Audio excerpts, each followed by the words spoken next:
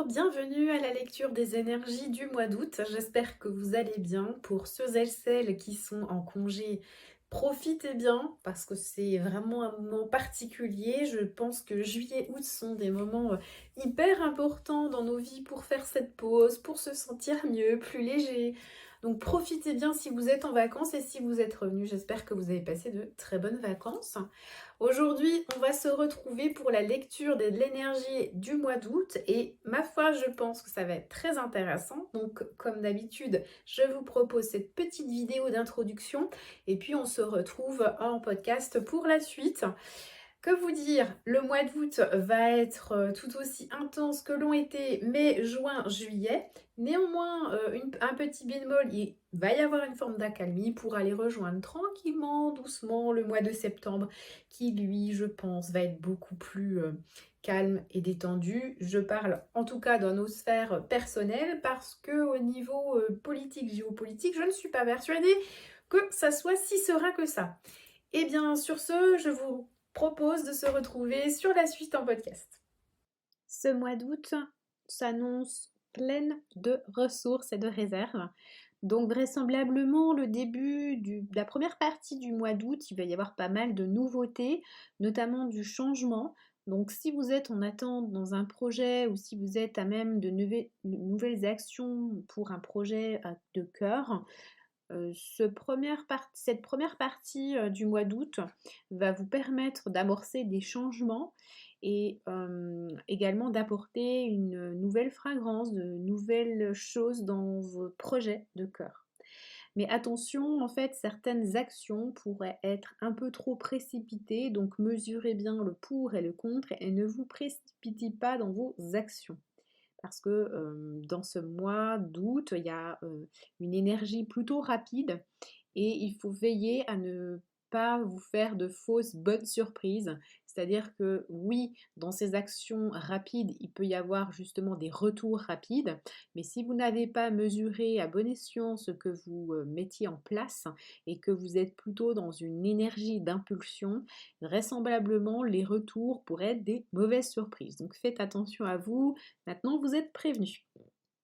Mais dans cette atmosphère, ça peut également toucher la sphère personnelle. Donc si vous êtes célibataire, c'est une belle première partie, une belle période pour faire de nouvelles rencontres, d'aller sur une relation sentimentale qui démarre en cette première partie. D'autant plus que sur ces énergies d'août, vous êtes dans la fluidité, la réception, vous êtes vraiment dans l'ouverture et vous posez les actions justes. Donc certes, il y a quand même le mental qui peut être présent, donc une forme d'analyse qui en soi n'est pas forcément bonne quand on rencontre quelqu'un là où il faut lâcher prise, se laisser aller. Le travail mental est plutôt à faire en amont, mais si vous avez travaillé sur vous, vous connaissez un petit peu la personne qu'il vous faut et que vous êtes sûr que vous êtes prête ou prêt à rencontrer quelqu'un, effectivement, cette période peut être vraiment favorable pour débuter une relation qui a toutes les chances de tenir dans la durée. Également, vous avez des actions à poser pour libérer pardon, des croyances. Les solutions vont se trouver plutôt à l'intérieur de vous, donc essayez de faire un travail introspectif si ce n'est pas déjà le cas. Posez-vous les bonnes questions car on a encore des croyances à libérer pendant ce mois. Notamment, là, vous avez un portail, le 8 du 8, donc le 8 août.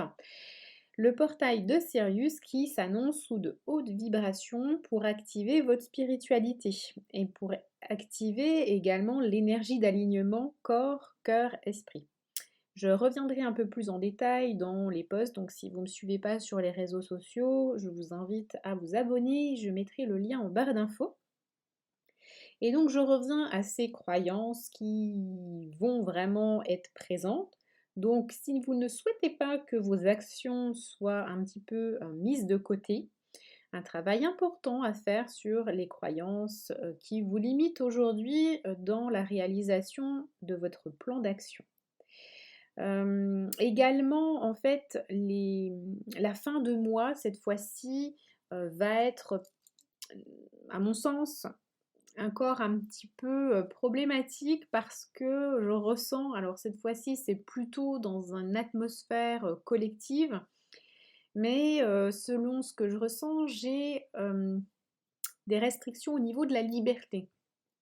Ça peut être, bien évidemment, des restrictions au niveau de la santé, que ça soit, préconisé, vivement conseillé, mais en tout cas, on peut ressentir, certains d'entre vous pourront ressentir une privation de liberté au niveau de la santé, mais également au niveau financier. Donc, est-ce que ça touche les banques? Est-ce que ça touche le pouvoir d'achat?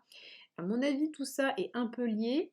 Donc, veillez à avoir un petit peu d'argent de côté. Ne faites pas la cigale qui a chanté tout l'été parce que vous pourriez vous trouver fort dépourvu à partir du début décembre. Économisez un petit peu et vous serez plus que ravi de l'avoir fait. Donc voilà, ce mois, c'est aussi en numérologie le mois 5. 5, c'est vraiment la forme de l'étoile où tous vos sens sont en éveil. C'est aussi le mois où il va falloir apprendre à gérer ses émotions et par rapport aussi à son énergie. Si on veut être en équilibre entre l'énergie que l'on possède, mais également les émotions qui peuvent ressortir ou être vécues, c'est un mois où c'est vraiment la gestion entre ces deux pôles, mais également la gestion de ses nerfs, la gestion de la libido, puisque c'est aussi un mois fort pour la sexualité. Le mois 5, c'est une sexualité qui se vit pas que dans la tête, mais également sur le plan physique, c'est très important. Donc il y a une forme de libération intérieure pour rentrer dans le mouvement, pour rentrer dans aussi la forme, la prise en charge de toute son émotionnel et que ça soit impacté dans la matière. Donc pour pas nous être impactés à titre individuel, il va être important de s'écouter, d'écouter nos besoins et puis de les mettre en place, ces besoins, dans la matière. Donc il y a un rapport esprit-matière qui est très important ici. Corps, cœur, esprit, je vous rappellerai jamais assez que c'est très important de les relier.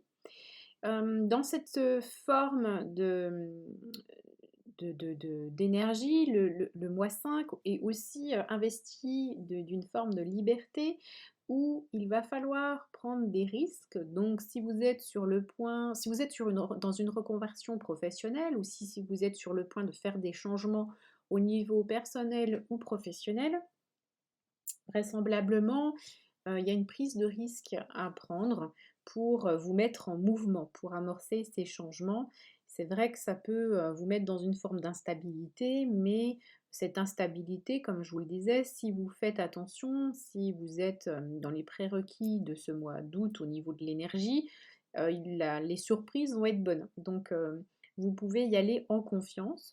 Et puis, c'est un mois aussi pour la renaissance personnelle, professionnelle, mais également au niveau de la santé. Si vous avez des difficultés dans ces domaines-là, c'est un mois où vous pouvez vraiment faire de la méditation et amorcer par des nouvelles rencontres, des nouvelles méthodologies, des choses que vous n'aviez pas encore investies. Alors, j'ai des nouveaux champs d'investigation qui sont là pour entamer une renaissance, que ce soit au niveau de la guérison euh, physiologique ou psychique. J'ai vraiment une amélioration de ces états-là sur cette période. Donc si vous êtes à la recherche d'un équilibre dans ces deux sphères de votre vie, c'est un mois plutôt favorable pour ça.